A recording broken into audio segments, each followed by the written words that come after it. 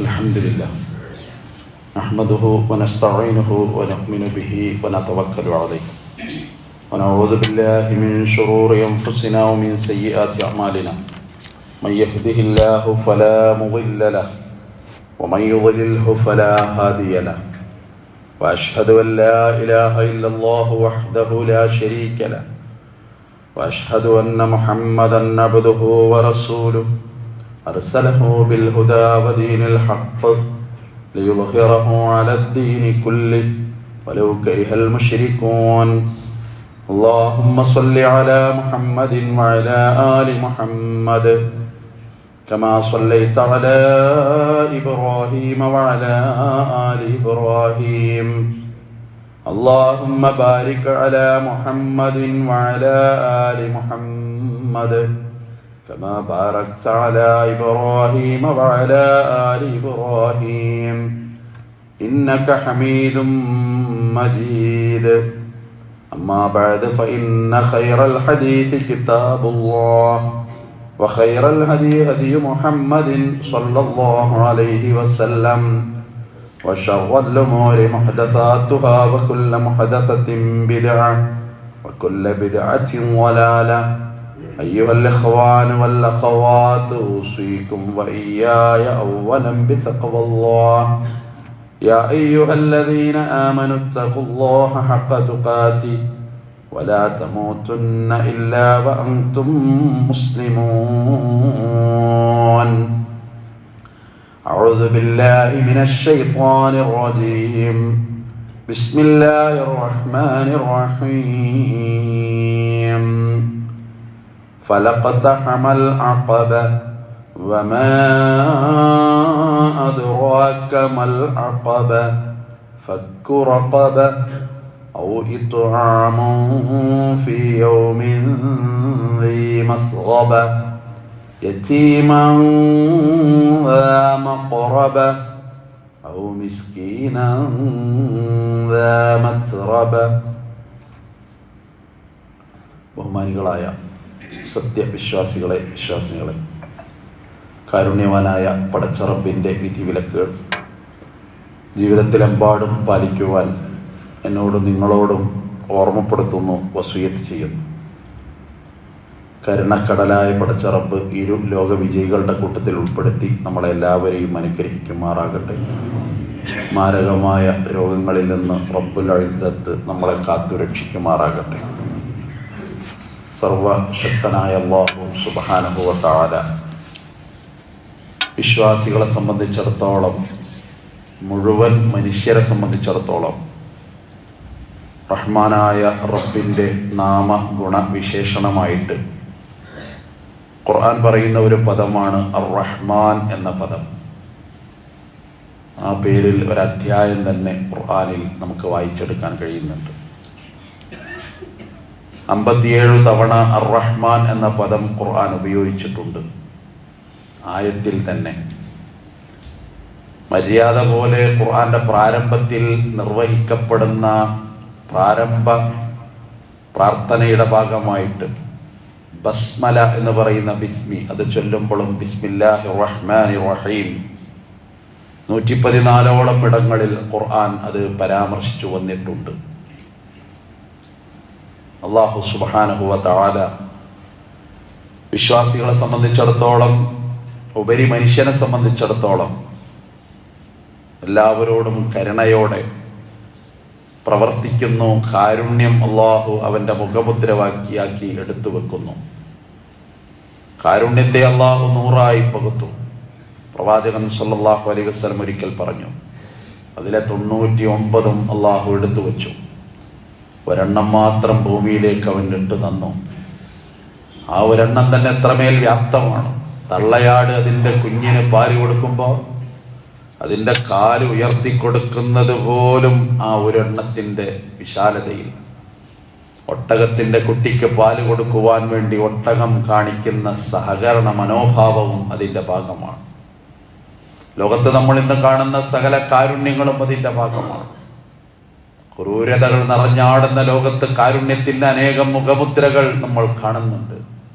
കഷ്ടപ്പെട്ടവൻ്റെ കൂടെ, കണ്ണീരിൻ്റെ കൂടെ, വേദനയുടെ കൂടെ, ദുഃഖത്തിൻ്റെ കൂടെ അത് മനുഷ്യ സഹജമാണ്.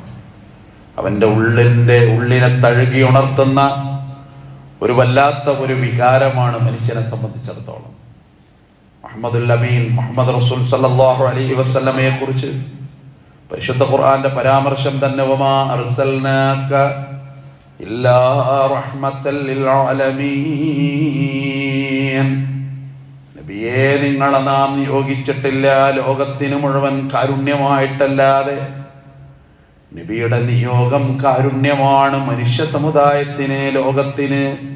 അതിലെന്തൊക്കെ പെട്ടു അവർക്ക് മുഴുവൻ അത് കാരുണ്യമാണ്. ഖുർആൻ പറയുന്നുണ്ട്, മുശ്രിക്കുകൾക്കെതിരെ, ഉപദ്രവിച്ചവർക്കെതിരെ നിങ്ങളൊന്ന് പ്രാർത്ഥിക്കണം പ്രവാചകരെ. പാവങ്ങളായ അനുയായികൾ വന്നിട്ട് ഒരിക്കൽ പറഞ്ഞു നബി സല്ലല്ലാഹു അലൈഹി വസല്ലമയോട്, ഖീല യാ റസൂലല്ലാഹ് ഉദ്ഉ അലൽ മുശ്രിക്കീന, ഈ മുശ്രിക്കുകൾക്കെതിരെ നിങ്ങളൊന്ന് ദുആ ചെയ്യണം നബിയേ റബ്ബിനോട്. അത്രമേൽ വിഷമത്തിലും പ്രയാസത്തിലും കഷ്ടപ്പാടിലും. ഖാല, അപ്പൊ ഒരു മറുപടി വന്നു, ഇന്നീ ലം മുബഅസ് ലഅാനൻ വ ഇന്നമാ ബുഇസ്തു റഹ്മ. ഞാൻ ഒരിക്കലും ശാപം ചൊരിയാൻ വേണ്ടി നിയോഗിക്കപ്പെട്ടവനല്ല. അല്ലാഹു എന്നെ നിയോഗിച്ചത് ജനങ്ങൾക്ക് കരുണ ചൊരിയുവാനാണ്, ജനങ്ങൾക്ക് കാരുണ്യമായിട്ടാണ് അല്ലാഹു എന്നെ നിയോഗിച്ചിട്ടുള്ളത്. അതുകൊണ്ട് അങ്ങനെ ഒരു പ്രാർത്ഥന പ്രവാചകൻ സല്ലല്ലാഹു അലൈഹി വസല്ലം നടത്തിയിട്ടില്ല എന്നാണ്.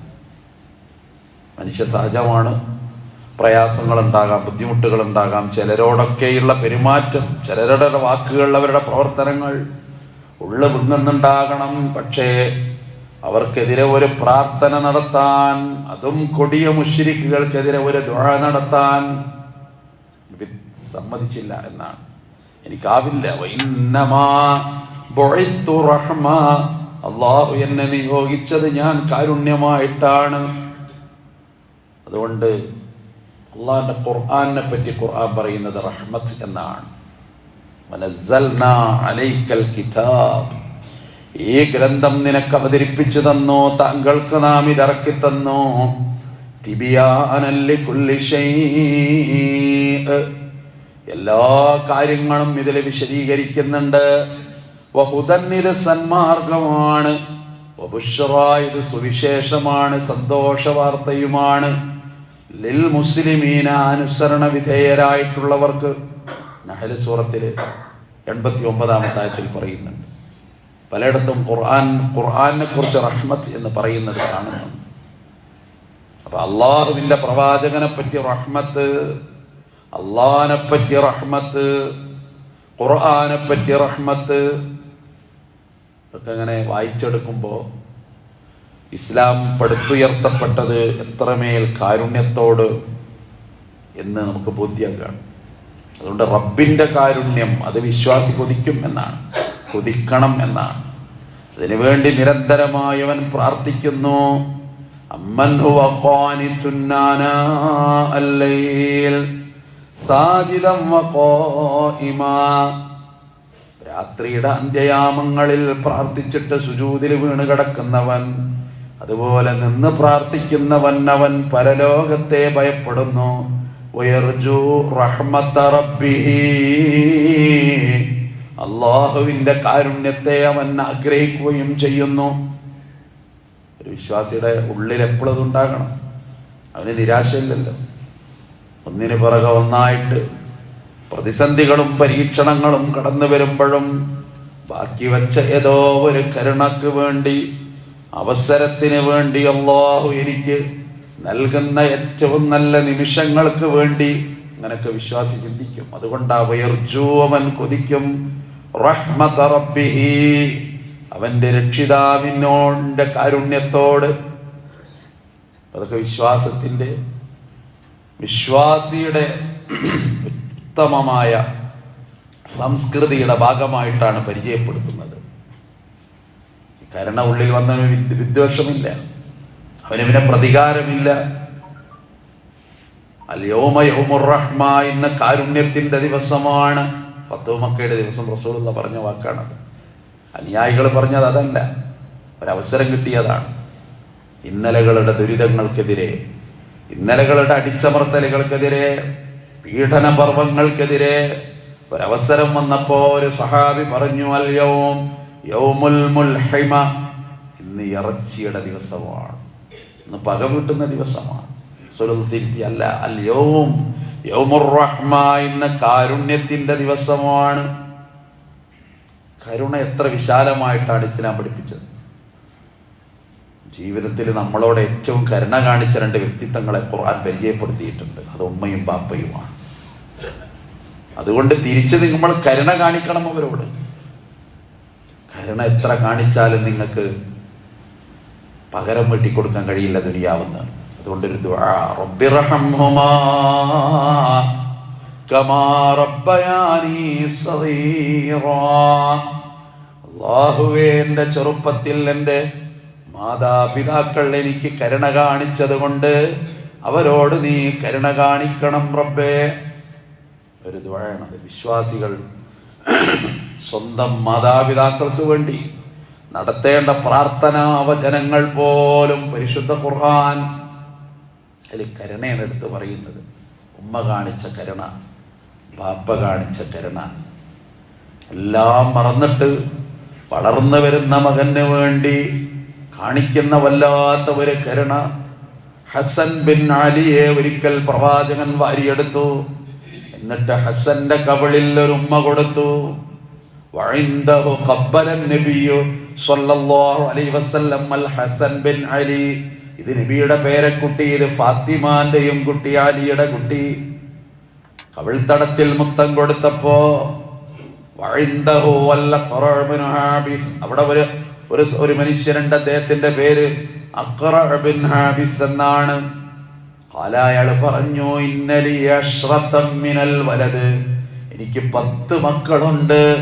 മാ ഖബ്ബൽതു മിൻഹും അഹദാ, ഒരാളെയും ഞാൻ ഉമ്മ വെച്ചിട്ടില്ല. ഒരു മനുഷ്യന്റെ സംസ്കാരമാണ് കണ്ടത്. 10 മക്കൾ എനിക്കുണ്ടായിട്ട് എൻ്റെ മുതുകത്തുനിന്ന് തെറിച്ചു വീണ 10 മക്കൾ, ആ 10 മക്കളിൽ ഞാൻ ഉമ്മ വെച്ചിട്ടില്ല. അത് കേട്ട നബി സല്ലല്ലാഹു അലൈഹി വസല്ലമ പറഞ്ഞ മറുപടി അത്ഭുതകരമാണ്. അല്ലാഹു നിന്റെ ഹൃദയത്തിൽ നിന്ന് കാരുണ്യം മൂരിക്കളഞ്ഞതിന് ഞാൻ എന്തു പറയാൻ. ആ മനുഷ്യന്റെ ഉള്ളിൽ കരുണല്ല എന്നാ റസൂലുള്ള പറഞ്ഞത്. 10 മക്കൾ, 10 മക്കളെയും ഞാൻ ഉമ്മ വെച്ചിട്ടില്ല. ദീനിന്റെ ഒരു വിശാലമായ കരുണയുടെ തലം നോക്കുന്നു. ഇർഹമൂ മൻ ഫിൽ അർള് യർഹമുക്കും മൻ ഫിസ് സമാ. ഭൂമിയിലുള്ളവരോട് നിങ്ങൾ കരുണ കാണിക്കുക, എന്നാൽ യർഹമുക്കും മൻ ഫിസ് സമാ, മാനത്തുള്ളവൻ നിങ്ങളോട് കരുണ കാണിക്കും. സഹജീവിയോട് കരുണ കാണിക്കുക, നിങ്ങളെക്കാൾ താഴ്ന്നവരോട് കരുണ കാണിക്കുക, നിങ്ങളെക്കാൾ താഴ്ന്നവരും മുതിർന്നവരോട് വിനയം കാണിക്കുക, അവരെ ബഹുമാനിക്കുക, താഴ്ന്നവർക്ക് വിനയവും കാരുണ്യവും കൊടുക്കുക. ഇസ്ലാം അങ്ങനെ പഠിപ്പിച്ചത്. മുതിർന്നവരെ ആദരിക്കുക, ചെറിയവരോട് കാരുണ്യം കാണിക്കുക, അവർക്ക് റഹ്മത്ത് കൊടുക്കുക. കാലുഷ്യം കൊടുക്കണ്ട, പ്രയാസങ്ങൾ ഉണ്ടാക്കണ്ട, വിഷമങ്ങൾ ഉണ്ടാക്കണ്ട, അവരോട് കരുണ. അതുകൊണ്ട് ഉള്ളിൽ കരുണ കിട്ടണം, റബ്ബിന്റെ കരുണ കിട്ടണം എന്ന് കൊതിക്കുന്നവർ ചെയ്യേണ്ട ഒരു സംഗതി മറ്റുള്ളവരോട് കാരുണ്യം കാണിക്കണം. ചില മനുഷ്യന്മാർ ലോകത്ത് അന്നം കഴിക്കാനാവാത്തവർ, അന്നം ഉണ്ടായിട്ട് കഴിക്കാൻ ഭാഗ്യമില്ലാതെ പോയവർ, ഒരു നേരത്തെ അന്നം കഴിക്കാനാവാതെ ട്യൂബിട്ട് ചികിത്സ നടത്തുന്നവർ, ഭക്ഷണം ഇപ്പൊ എങ്ങനെ കൊടുക്കുന്നത്? ഇപ്പൊ മൂക്കിന് ദ്വാരം തുളച്ച് അതിലൂടെ ജ്യൂസ് പോലത്തെ ദ്രാവകമാണ് കൊടുക്കുന്നത് എന്ന് കേൾക്കുന്ന എത്ര പ്രിയപ്പെട്ടവർ നമുക്കുണ്ടാകാൻ. ചിലപ്പോ അള്ളാഹു കാത്തുരക്ഷിക്കുമാറാകട്ടെ. ഒരു പരീക്ഷണമാണ്. ഞാൻ പറഞ്ഞു വന്നത്, അവരോടൊക്കെ ഉള്ളിൽ വരുന്ന ഒരു കാരുണ്യം, രോഗിയോട് കാരുണ്യം, ഒക്കെ ഇസ്ലാം പഠിപ്പിക്കുന്ന. ഇർഹമൂ മൻ ഫിൽ അർദ്, ഭൂമിയിലുള്ളവരോട് മുഴുവൻ കാരുണ്യം കാണിക്കുക. ഫലഖ്തഹമൽ അഖബ, എന്തേ ആ മലമ്പാത അവർ താണ്ടിക്കടന്നില്ല. ബലദ് സൂറത്തിലെ 11 മുതലുള്ള അധ്യായമാണ്. മലമ്പാത, ഖുർആന്റെ പ്രയോഗം അതാണ്. എന്താണ് മല, എന്താണ് മലമ്പാത എന്ന് പഠിക്കുന്ന ഒരാൾക്ക് അത് തിരിയുള്ളൂ. രണ്ടു മലകൾക്കിടയിലുള്ള ഒരു ഷോർട്ട് വഴിയാണ് സത്യത്തിൽ ഈ മലമ്പാത എന്ന് പറയുന്നത്. പഴയ യാത്രികർക്ക് അത് തിരിയും. അല്ലെങ്കിൽ ഒരു മല മൊത്തം ചുറ്റി വരണമെങ്കിൽ ഒരുപാട് ദിവസം എടുക്കും, മണിക്കൂറുകളെടുക്കും, ദിവസങ്ങളെടുക്കും. ഇത് ഈ നേരെ വഴി അങ്ങോട്ട് കയറി അപ്പുറത്തെത്തി, അതാ മലമ്പാത. അതാണ് മലമ്പാത എന്നുള്ള പ്രയോഗം പഴയ പുസ്തകങ്ങളിൽ കാണാം, ഭാഷകളിൽ കാണാം. ഫലഖതഹമൽ അഖബ, ആ മലമ്പാത വരെ താണ്ടിക്കടന്നില്ല. വമാ അദ്റാക മൽ അഖബ, ഏതാണ് ആ മലമ്പാത എന്നറിയുമോ? ഫക്കു റഖബ, അതൊരടിമയെ മോചിപ്പിക്കലാണ്. സ്വാതന്ത്ര്യവുമായി ബന്ധപ്പെട്ട് പറഞ്ഞപ്പോ അടിമമോചനത്തിന്റെ പ്രാധാന്യം പറഞ്ഞു. ഇസ്ലാം എപ്പോഴും കൊതിക്കുന്നത് അതാണ്, ഫക്കു റഖബ. എത്രയോ അമലുകളുടെ പോരായ്മകളുടെ പരിഹാരത്തിന് ഒന്നാമത് നിർദ്ദേശിക്കുന്നത് അടിമമോചനം. ഔ ഇത്ആമുൻ ഫീ യൗമിൻ ദീ മസ്ഗബ, പട്ടിണിയുള്ള ദിവസം അന്നം കൊടുക്കുക. ആർക്ക്? യതീമൻ, അനാഥക്ക്. ലാ മഖറബ, കുടുംബ ബന്ധമുള്ള. ഔ മിസ്കീനൻ, അല്ലെങ്കിൽ പാവപ്പെട്ടവൻ അന്നം കൊടുക്കുക. ലാ മത്റബ, മണ്ണ് പുരണ്ട. അങ്ങേയറ്റത്തെ ദാരിദ്ര്യമുള്ള അനാഥക്ക്, അങ്ങേയറ്റത്തെ ദാരിദ്ര്യമുള്ള പാവപ്പെട്ടവന് അന്നം കൊടുക്കുക. അത് സ്വർഗത്തിലേക്കുള്ള വഴി എന്നാണ് ഖുർആൻ പറയുന്നത്. അതാണ് ഇവിടുത്തെ അഖബ. ഖുർആൻ എത്രയോ സ്ഥലങ്ങളിൽ അത്തരം പരാമർശങ്ങൾ കാണാം. അത് മനുഷ്യന്റെ ദുഃഖവും ചാലിച്ച വേദനയും നഷ്ടപ്പെട്ടു പോയ ഒരുപടി കിനാക്കളും ഭാവിയുടെ പ്രതീക്ഷയുടെ കുറെ തുരുത്തുകളും ഇതെല്ലാം സമന്വയിപ്പിച്ചിട്ടാ ഖുർആൻ അത് പറഞ്ഞത്. എന്തേ അവരെ മലമ്പാത താണ്ടിക്കടന്നില്ല? അതിന്റെ ബാക്കി പിന്നെയും ഖുർആൻ തുടർന്നു. സുമ്മകാന മിനല്ലദീന ആമനൂ, പിന്നെ വിശ്വസിച്ചവർ. വതവാസൗ ബിസ്സബ്ർ, അവർ ക്ഷമ കൊണ്ട് പരസ്പരം ഉപദേശിച്ചു. വതവാസൗ ബിൽ മർഹമ, അവർ കാരുണ്യം കൊണ്ട് പരസ്പരം ഉപദേശിച്ചു. ക്ഷമ കൊണ്ട് ഉപദേശിച്ചു. മനുഷ്യനാവശ്യമാണ്, വൈരങ്ങളുണ്ടാകും. അപ്പൊ പരസ്പരം ക്ഷമിക്കാൻ നമ്മൾ ഉപദേശിച്ചു. അവിടെ തന്നെ പറഞ്ഞു ബിൽ മർഹമ, കാരുണ്യം കൊണ്ട് അവർ പരസ്പരം ഓർമ്മപ്പെടുത്തി. മനുഷ്യനുണ്ടാകേണ്ട ഒരു വല്ലാത്തൊരു വികാരമാണ്. മുഹമ്മദ് മുസ്തഫ സല്ലല്ലാഹു അലൈഹി വസല്ലമക്ക് 60 വയസ്സ് കഴിയുമ്പോൾ ഒരു കുഞ്ഞ് ജനിക്കുന്ന കഥയുണ്ട് ഇസ്ലാമിന്റെ ചരിത്രത്തിൽ. മക്കളൊക്കെ, പ്രത്യേകിച്ച് ആൺമക്കളൊക്കെ നേരത്തെ മരിച്ചുപോയി. അബ്ദുള്ളയും ഖാസിമും വിട പറഞ്ഞു പോയി. പിന്നെ പെൺമക്കളാ. ഖദീജ ജന്മം നൽകിയതൊക്കെ പിന്നെ പെൺമക്കളാ. അതിനിടയിൽ ഒരു കുഞ്ഞുണ്ടാകുന്നുണ്ട് പ്രവാചകൻ സല്ലല്ലാഹു അലൈഹി വസല്ലമക്ക്. മാരിയ എന്ന് പറയുന്ന, ആദ്യം അടിമയായിട്ട് ജീവിതത്തിൽ വന്നു. അടിമക്ക് ഒരു കുഞ്ഞ് ജനിക്കുമ്പോൾ ആ അടിമ ഭാര്യയുടെ സ്ഥാനത്തേക്ക് കടന്നു വരുന്ന ഒരു നിയമം കടന്നു വരുന്നുണ്ട്. ഇബ്രാഹിം എന്ന ആ കുഞ്ഞിന് നാമധേയം അവിടെ നിന്ന് കൊടുത്തു. ഹദീസൊക്കെ വായിക്കുമ്പോൾ കാണാൻ കഴിയും. എൻ്റെ പിതാവിൻ്റെ പേരിടുന്നു ഞാൻ, ബി അബി ഇബ്രാഹിം. നബിക്ക് അത്ര ഇഷ്ടമായി പോയി. ഒരാൺകുട്ടി. ഖുറൈശികളൊക്കെ കളിയാക്കിയിരുന്നു കുറെ. അവർക്കൊക്കെ ഒരു കുറവായിട്ടാണ് അന്ന് കണ്ടിരുന്നത്. ഇന്നും ജഹാലത്തിന്റെ ചില അംശങ്ങൾ അറ്റുപോയിട്ടില്ല. ആ പെരയിലെ പെൺകുട്ടികൾ മാത്രമേ ഉള്ളൂ എന്ന് പറഞ്ഞിട്ട് എന്തോ ഒരു ഭാരകമായ തെറ്റാ പെരയിൽ സംഭവിച്ച പോലെ ചില ആളുകൾ വർണ്ണിക്കാറുണ്ട്.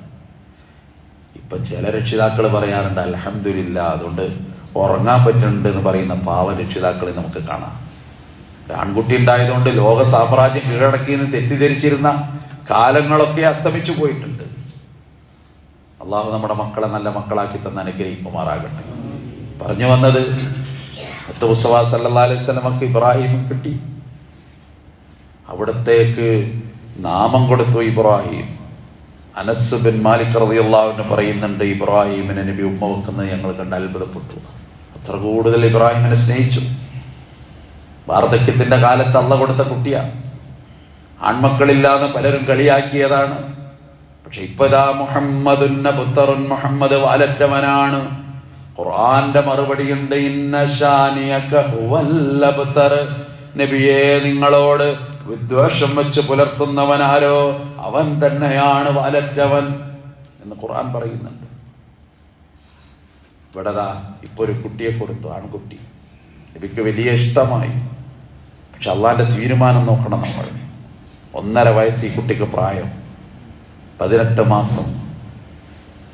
പ്രവാചകൻ സല്ലല്ലാഹു അലൈഹി വസല്ലം അടുത്ത ഒരാൾ വരുന്നുണ്ട്. ഇബ്രാഹിമിന് എന്തോ അസ്വാസ്ഥ്യമാണ്. നബി വേഗം ചെല്ലുന്നുണ്ട്. അബ്ദുറഹ്മാൻ ബിൻ ഔഫിന്റെ കൂടെ റസൂലുള്ള അവിടെ എത്തി. അവിടെ എത്തിയപ്പോ ഇബ്രാഹിം മരണത്തോട് മല്ലടിക്കുന്നു. കൈവെള്ളയിലേക്ക് നബി വാരിയെടുത്തു കുഞ്ഞിനെ. ഇബ്രാഹിം ആ കൈവെള്ളയിൽ കിടന്ന് പിടഞ്ഞു മരിക്കുന്ന ഒരു രംഗമുണ്ട്. അവിടുത്തെ കണ്ണുനീര് ആർദ്രമാകുന്നുണ്ട്. ഇന്നാല മഹ്സൂൻ ലഫിറാഖുക യാ ഇബ്രാഹിം, പൊന്നോനെ ഇബ്രാഹിമേ നിന്റെ വേർപാടിൽ എനിക്ക് വല്ലാത്ത ദുഃഖമുണ്ടെന്ന് നബി പറയുന്നുണ്ട്. അത് കാണുമ്പോ അബ്ദുറഹ്മാൻ ബിൻ ഔഫ് ഒലിച്ചിറങ്ങുന്ന കണ്ണുനീരുകൾക്കിടയിൽ നബിയോട് ചോദിച്ച്, മാലക യാ റസൂലല്ലാഹ്, അല്ലാഹുവിന്റെ റസൂലേ താങ്കൾക്ക് എന്തു പറ്റി? ഞങ്ങളോട് കരയരുതെന്ന് പറയാറുള്ള നിങ്ങൾ ഇതുപോലെ കരയുകയോ എന്ന് തിരിച്ചു ചോദിച്ചപ്പോ അപ്പൊ വന്നൊരു മറുപടിയാണ്, ഹാദിഹി റഹ്മ, ഈറ്റി വീഴുന്നത് കാരുണ്യമാണ്. ജഅലഹല്ലാഹു ഫീ ഖുലൂബി ഇബാദിഹി, ഇത് അല്ലാഹു അവന്റെ അടിമകളുടെ ഹൃദയത്തിലുണ്ടാക്കിയ കാരുണ്യമാണ്. ഇതാണ് റഹ്മത്ത്. നബി അന്ന് കരഞ്ഞു എന്നാണ്. അന്ന് സൂര്യന് പോലും ഗ്രഹണം ബാധിച്ചു എന്നാണ് ആളുകൾ പ്രചരിപ്പിച്ചു. മുഹമ്മദിന്റെ കുട്ടി മരിച്ചത് കാരണമാണ്, റസൂലുള്ളാഹിന്റെ കുട്ടിയുടെ മരണം കാരണമാണ് സൂര്യന് ഗ്രഹണം. അതന്ന് തിരുത്തി മിമ്പറിൽ കയറിയിട്ട്, ഇന്ന ശംസ വൽ ഖമറ ആയതാനി മിൻ ആയാത്തില്ലാഹി ലാ യൻഖസിഫാനി ലിമൗതി അഹദിൻ വലാ ലിഹയാതിഹി, സൂര്യനും ചന്ദ്രനും അല്ലാഹുവിന്റെ ഒരുപാട് ദൃഷ്ടാന്തങ്ങളിൽപ്പെട്ട 2 ദൃഷ്ടാന്തങ്ങൾ മാത്രം. ഒരാളുടെ മരണമായോ ഒരാളുടെ ജനനവുമായോ അതിന് ഗ്രഹണം ബാധിക്കുകയില്ല. ജാഹിലിയ കാലത്ത് അങ്ങനെ ഒരു ധാരണ ഉണ്ടായിരുന്നു. വലിയ വലിയ ആൾക്കാരെ ജനനം മരണം അതൊക്കെ നടക്കുമ്പോൾ സൂര്യഗ്രഹചന്ദ്രന്മാർക്ക് ഗ്രഹണം ഉണ്ടാകുന്ന ഒരു അന്ധമായ അബദ്ധജടിലമായ ധാരണ പോലും അന്ന് ഈ നബി തിരുത്തിയത് കാണുന്നു.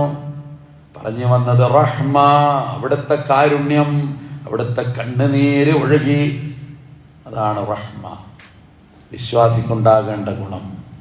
ഖുർആൻ അതുകൊണ്ട് ഒരുപാട് റഹ്മത്ത് പറഞ്ഞത്. അള്ളാഹിനെ പറ്റി റഹ്മത്ത് പറഞ്ഞു, ഖുർആൻ റഹ്മത്ത് എന്ന് പറഞ്ഞു, പ്രവാചകനും റഹ്മത്ത് എന്ന് പറഞ്ഞു. ആ രീതിയിൽ ജീവിതം ക്രമപ്പെടുത്താൻ നമുക്ക് കഴിയണം. മനുഷ്യരെന്ന് പറഞ്ഞാൽ സൂചിപ്പിച്ച പോലെ വിഷമങ്ങളുടെ ഒരുപാട് പ്രയാസങ്ങൾ ഒക്കെ പലർക്കും ഉണ്ടാകാം. അതറിയാൻ നമുക്ക് സാധിക്കണം. അവിടെ ഒരു കരുണയുടെ അംശം നൽകാൻ നമുക്ക് സാധിക്കണം. ജീവിതം മൊത്തം അതാണ്. സ്നേഹങ്ങളൊക്കെ കാരുണ്യത്തിൽ നിന്നുണ്ടായതാണ്. എല്ലാവരോടുള്ള സ്നേഹം, ഭാര്യയോട് സ്നേഹം, ഭർത്താവിനോട് സ്നേഹം, മക്കളോട് സ്നേഹം, കുടുംബത്തോട് സ്നേഹം, നാട്ടിനോട് സ്നേഹം ഒക്കെ ഈ റഹ്മ എന്ന അംശത്തിൽ നിന്നും. റഹിം എന്ന പദമാണ് അറബ് ഭാഷയിൽ ഗർഭപാത്രത്തിന് ഉപയോഗിക്കുന്നത്. അർഹാം എന്ന് പറയുമ്പോൾ കുടുംബബന്ധം എന്ന് കാണാം. അതും കരുണയുമായി മുറ്റി നിൽക്കുന്നതാണ്. കാരുണ്യമില്ലെങ്കിൽ പിന്നെ എന്ത് ബന്ധം? കരുണ മനസ്സിലില്ലാത്തവന് എന്ത് ഉമ്മ? ആ ഉമ്മയെ അവൻ പുറത്താക്കൂലേ? ഉമ്മാനെ നോക്കാൻ എനിക്ക് വയ്യ എന്നവൻ പറയൂലേ? ആണ് കരുണ ഉള്ളിലില്ലാത്തവന്റെ പ്രശ്നം. അതുണ്ടാകണം വിശ്വാസിക്ക്.